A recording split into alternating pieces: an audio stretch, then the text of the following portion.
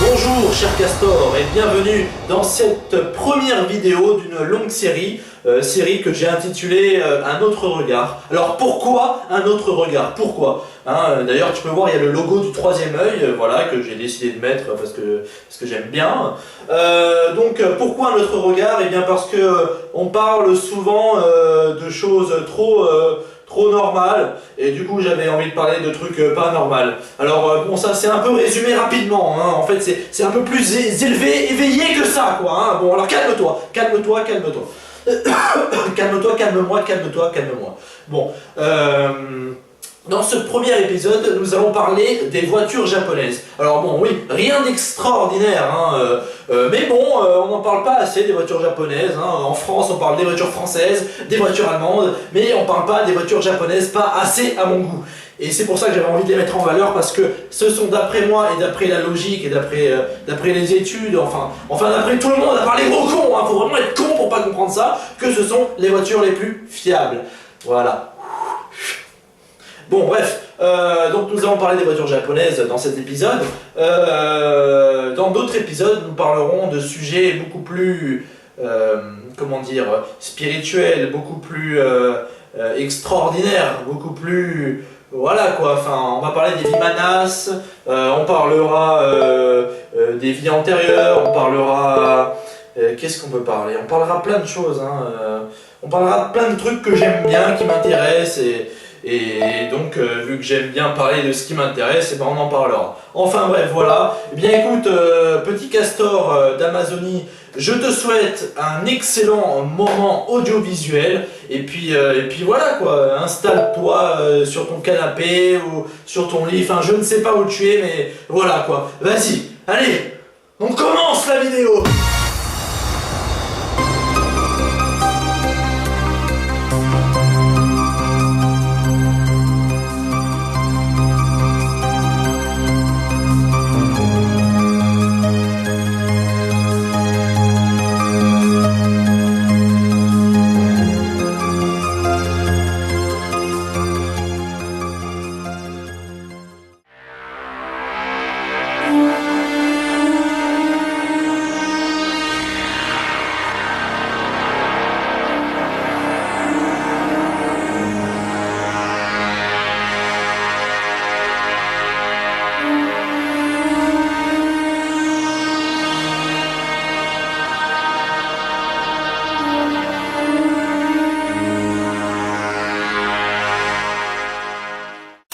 Alors parmi les marques les plus connues au Japon, il y a Mitsuoka, Toyota, Lexus qui est le haut de gamme de Toyota, Datsun, Nissan, Infiniti qui est le haut de gamme de Nissan, Honda, Acura qui est le haut de gamme de Honda, Isuzu, Subaru, et je crois que j'en oublie pas, j'espère.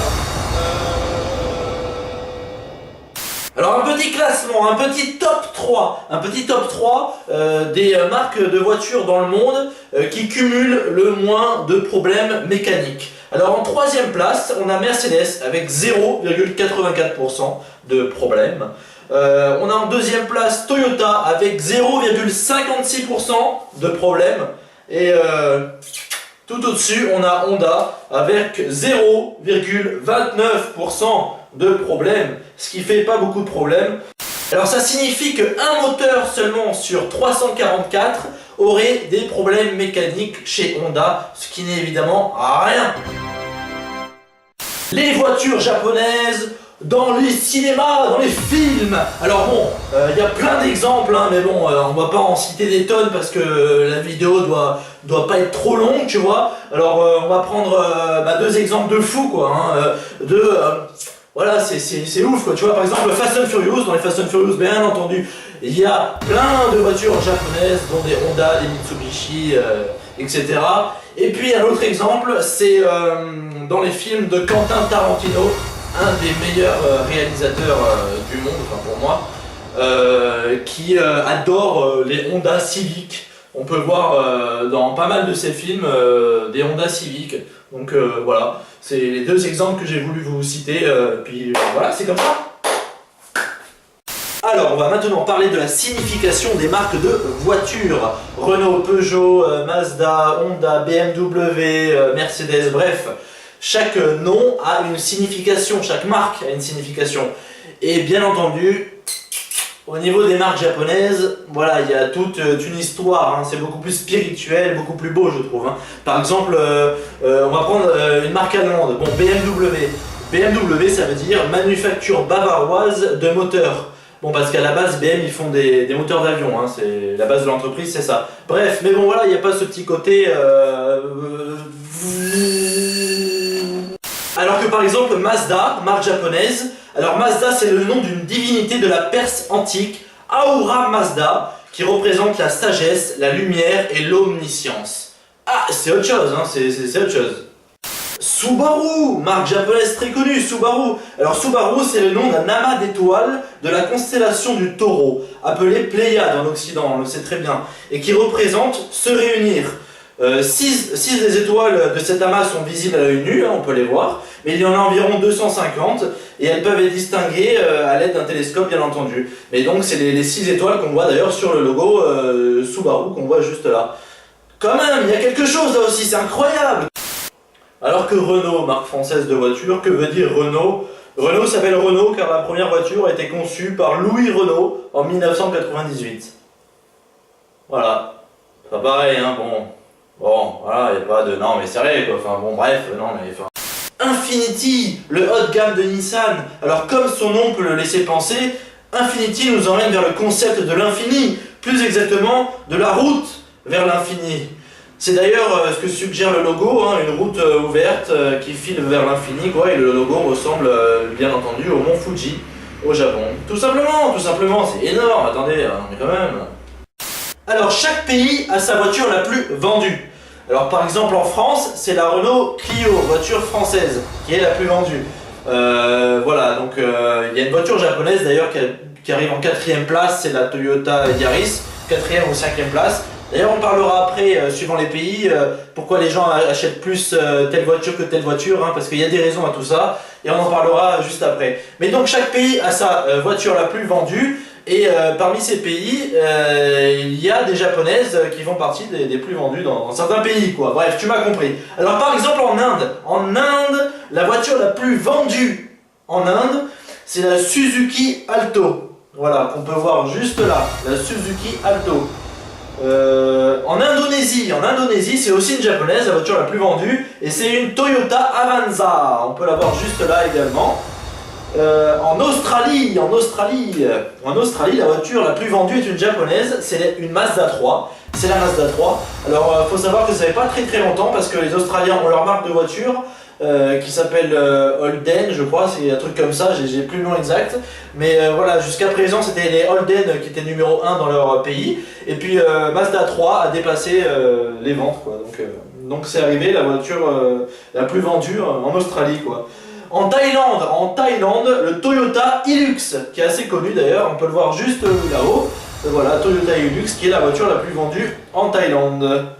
Et puis bien sûr, la voiture la plus vendue dans le monde entier, de tous les temps, et même plus, enfin bref, la voiture la plus vendue au monde est une voiture japonaise évidemment, et c'est la Toyota Corolla.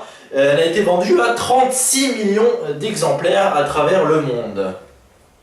Il faut également savoir que dans les 10 modèles de voitures les plus vendus aux USA, il y a 6 voitures japonaises, 6 marques de voitures japonaises, dont Toyota, Honda et Nissan. Pour la plupart, il s'agit de Honda.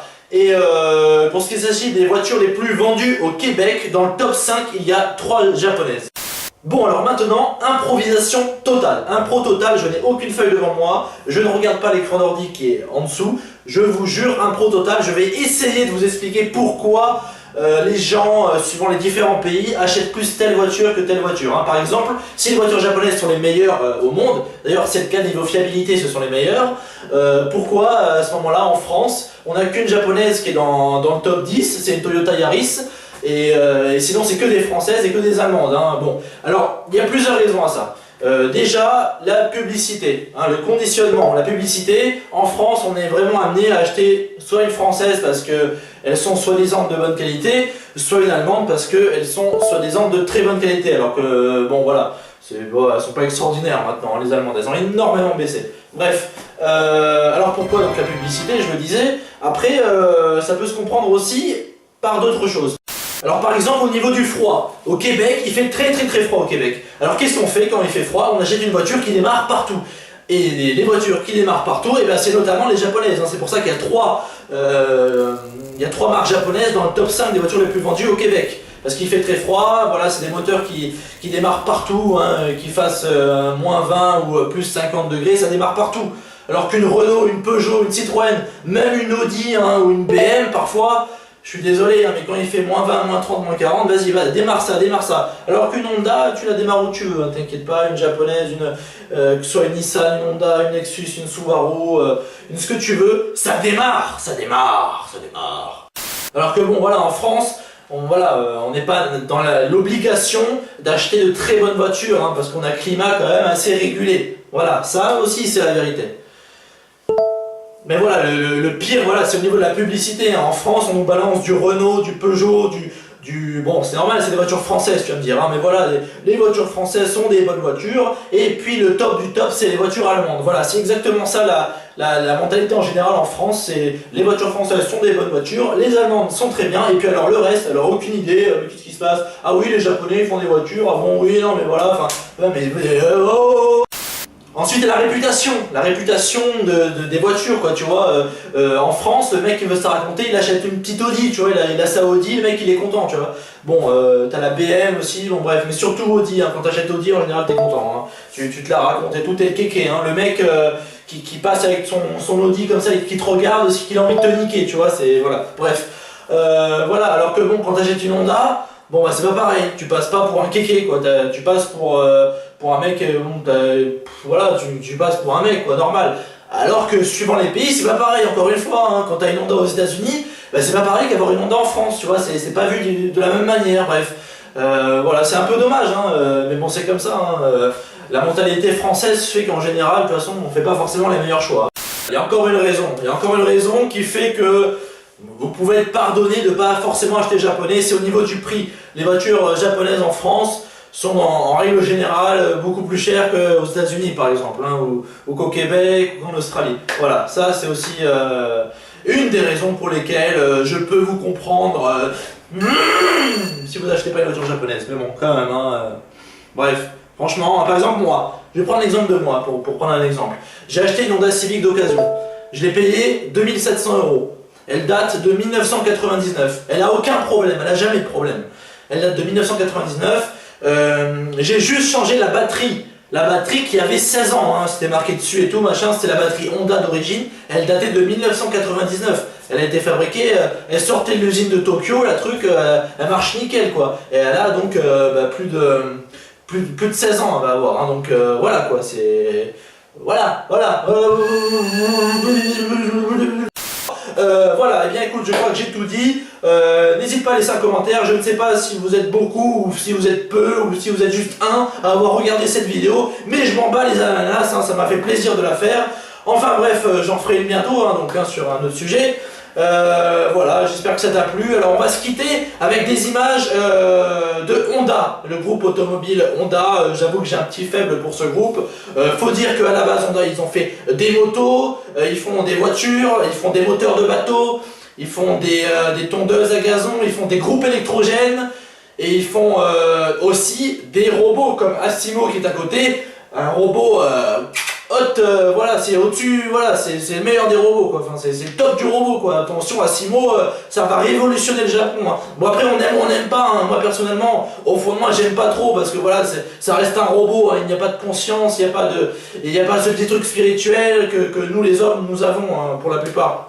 Bref, donc voilà, on va se quitter avec Asimo, et puis on va également se quitter avec des images d'un jet Honda. Voilà, donc parce qu'ils font aussi des avions, donc voilà. Alors, bien écoutez, à très bientôt. J'espère que cette vidéo vous a plu. Et bien, je vous dis au revoir avec Asimo, bien entendu. Au revoir.